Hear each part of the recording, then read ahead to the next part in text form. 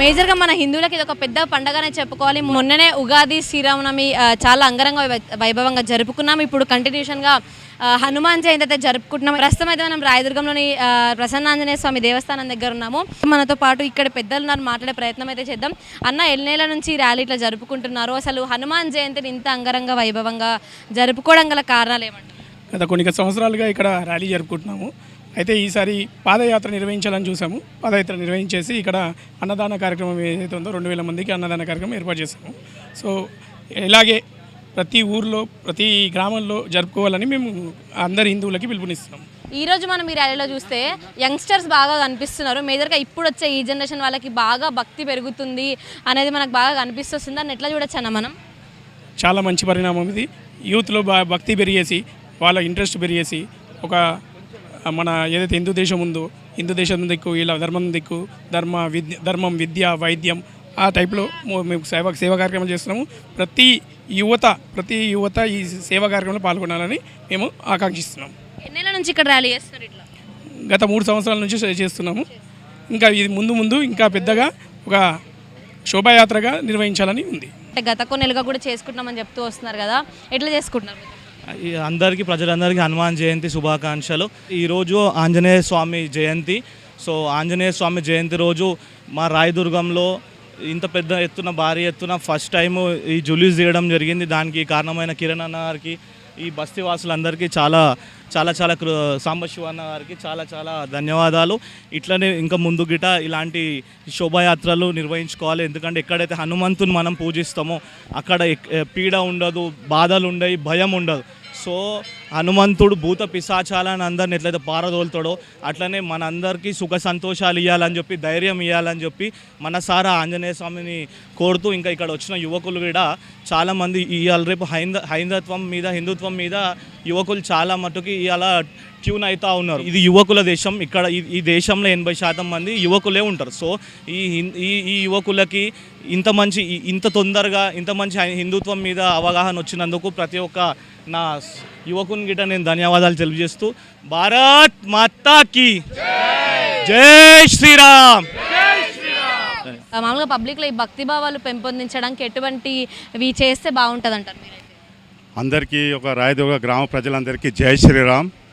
అయితే ఈరోజు మనం ఇక్కడ శోభయాత్ర జరగడానికి కారణం ఏంటంటే నీరుడు కిరణ్ ముదిరాజ్ గారు ఈ యొక్క కార్యక్రమము ఆయన పట్టుదలతో ఈ యొక్క కార్యక్రమం శోభయాత్ర నిరూపించాడు ఆయన. అయితే ఇక్కడ మన రాయదుర్గ గ్రామం నుండి ఇక్కడ మన ఈ మక్తల నుండి ర్యాలీ జరిగింది.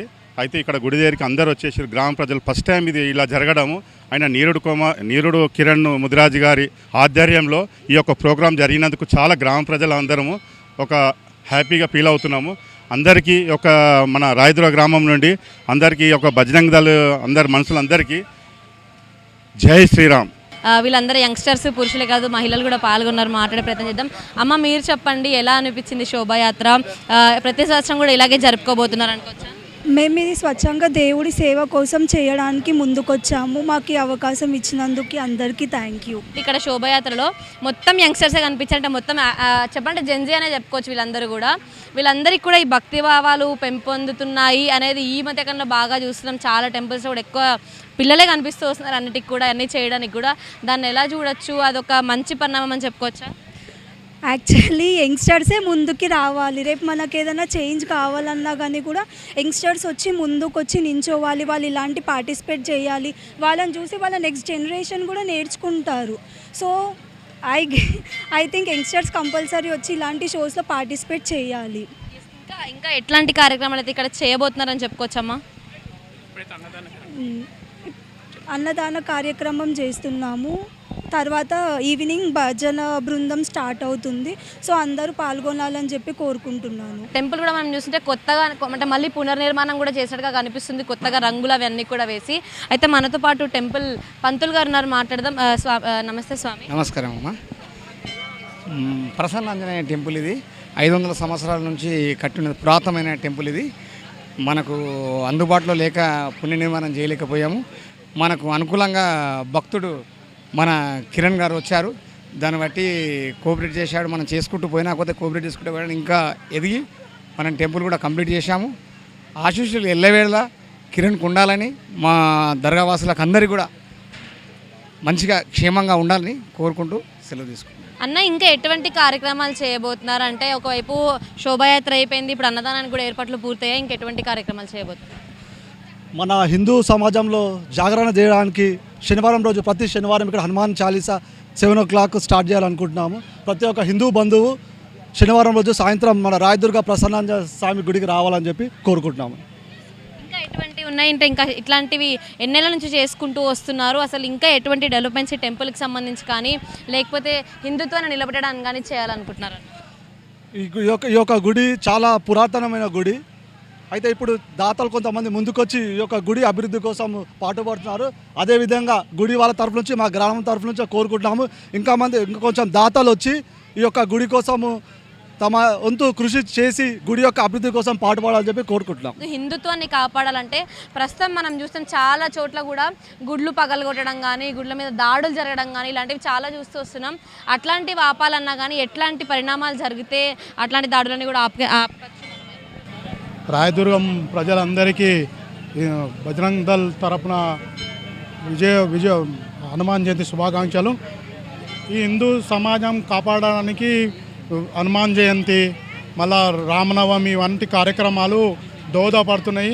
హిందువులు ఐక్యంగా ఉన్న రోజే ఇలాంటి కార్యక్రమాలు చేసుకోగలుగుతున్నాం. ఏమైనా మనకు పర్మిషన్ కావాలి, అవసరం వస్తుంది.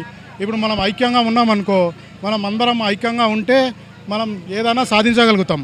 మన గుళ్ళు మీద దాడులు జరగడం కానీ, ఇతరులు వచ్చి దాడులు జరిగినప్పుడు ఐక్యంగా ఉండి పోరాటం చేస్తే మనం అందరం ఐక్యంగా ఉండి సాధించుకోగలుగుతామని మేము యువకులను కోరుకుంటున్నాం. జై శ్రీరామ్! జై శ్రీరామ్! చూసాం కదా, జై శ్రీరామ్ అనే మాటతో అయితే వీళ్ళ మాటలన్నీ కూడా ఎండాయి అని చెప్పుకోవచ్చు. అంటే మేజర్గా హనుమాన్ జయంతి కానీ, శ్రీరామనవమి కానీ, ఏదైనా కానీ, ఏ పండగ అయినా కానీ హిందుత్వాన్ని నిలబెట్టే విధంగా మేము ఏ పండగైనా చేసుకోవడానికి ముందుకు వస్తున్నామంటూ కూడా చెప్తున్నారు. ఇక్కడనే కాదు, నగర వ్యాప్తంగా, రాష్ట్ర వ్యాప్తంగా, దేశవ్యాప్తంగా చాలా చోట్ల కూడా శోభాయాత్రలు, బైక్ ర్యాలీలు, చాలా రకరకాలైనటువంటి సెలబ్రేషన్స్, అలాగే సంబరాలు జరుగుతూ వస్తున్నాయి హనుమాన్ జయంతికి. అందరూ చెప్పినట్టుగానే, వీళ్ళందరూ చెప్పినట్టుగానే ఎంతో భక్తితో ఇప్పుడు వీళ్ళ జనరేషన్ అనే కాదు, కమింగ్ జెన్జీ కిడ్స్ కూడా, అంటే ఇప్పుడున్న జనరేషన్ కూడా, యంగ్స్టర్స్ కూడా అయితే ముందుకొచ్చి దేవుడికి సంబంధించి ప్రతి ఒక్క చోట కూడా కనిపిస్తున్నారు. ఇక్కడ ఏదైతే ఇప్పుడు కొన్ని దేవాలయాల మీద జరిగిన దాడులకు కానీ వీటన్నిటినీ కూడా ఆపే ప్రయత్నంలో ముందు యంగ్స్టర్సే ఉంటున్నారని చెప్పుకోవచ్చు. చాలా చోట్ల, చాలా గుళ్ళల్లో కూడా, చాలా భక్తి భజనల్లో కూడా మనకి యంగ్స్టర్సే కూర్చొని భజనలు చేయడం కానీ, యంగ్స్టర్స్లో ఈ భక్తి భావాలు పెంపొందుతున్నాయి అనడానికి ఒక నిదర్శనం అని చెప్పుకోవచ్చు. రాబోయే కాలంలో హిందుత్వాన్ని నిలబెట్టడానికి ఇంతకన్నా నిదర్శనం ఏముంటుంది అనేది చెప్పుకోవచ్చు. మొత్తానికి ఇది ఇక్కడ పరిస్థితి. జై శ్రీరామ్ అని చెప్పుకుంటూ అయితే ఇక్కడ అయితే మనం ఎండ్ చేస్తున్నాం. Camera person Sudhakar Sujitha reporting from 9+ news, Hyderabad.